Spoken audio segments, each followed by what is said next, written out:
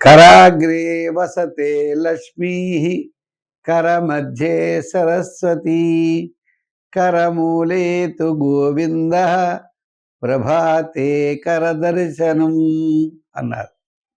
అంటే మనం ఉదయం లేచిన వెంటనే చేయి చూసుకోవాలట. చేయి చూసుకుంటే మనం సమస్తమైనటువంటి సుఖాలు సంపదలు కలుగుతాయని ఆ రోజు శుభవార్తలు మనం వింటామని చెబుతున్నారు.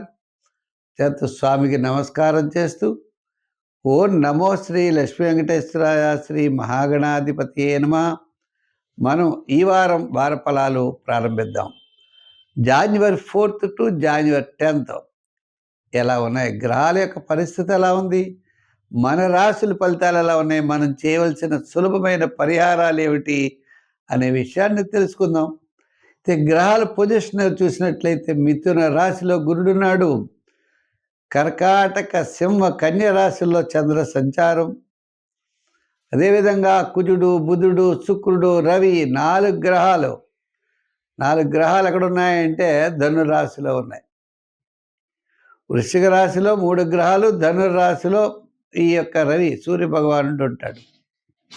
ఈ విధంగా కుంభ రాశిలో రాహువు, మీన రాశిలో శని.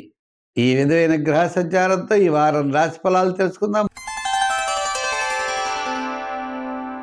మిథున రాశి.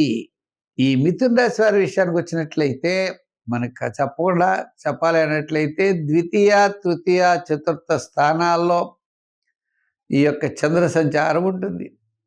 మరి ద్వితీయ తృతీయ చతుర్థ స్థాన సంచారాల్లో వారం మధ్యలో చాలా ప్రోత్సాహకరంగా ఉంటుంది. వారాంతం స్వల్పమైన వివాదాలు ఎదుర్కొనేటువంటి పరిస్థితులు ఉన్నాయి. గ్రహాలన్నీ మిశ్రమైనటువంటి ఫలితాలు కనపడుతున్నాయి.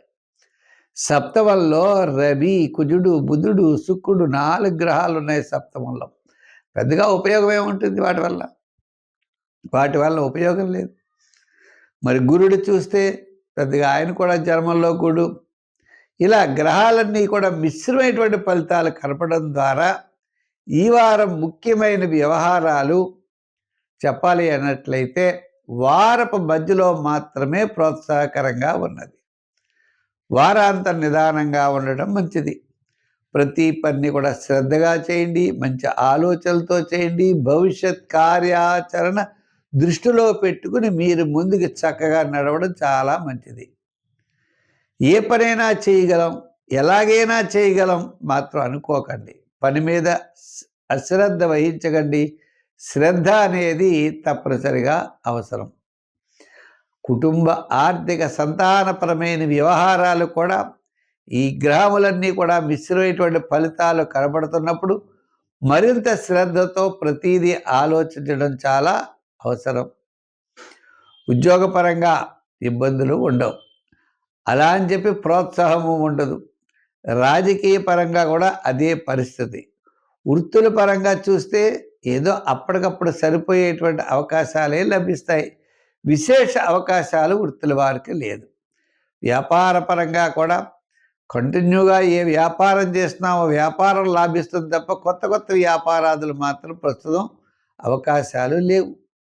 సంఖ్యల్లో ఎక్కువగా మీరు 6 వాడండి. రంగుల్లో ఈ వారం తెలుపు వాడండి. ఈ వారం మీరు తప్పనిసరిగా ఆరాధించవలసిన దైవం శివారాధన. దానం చేయవలసినటువంటి విషయం వస్తే తప్పనిసరిగా శనగలు దానం చేయడం కానీ, ఆవుకు పెట్టడం కానీ, శనగపిండితో చేయబడిన ద్రవ్యాలు పదార్థాలని గురువారం నాడు పంచిపెట్టడం కానీ మంచిది.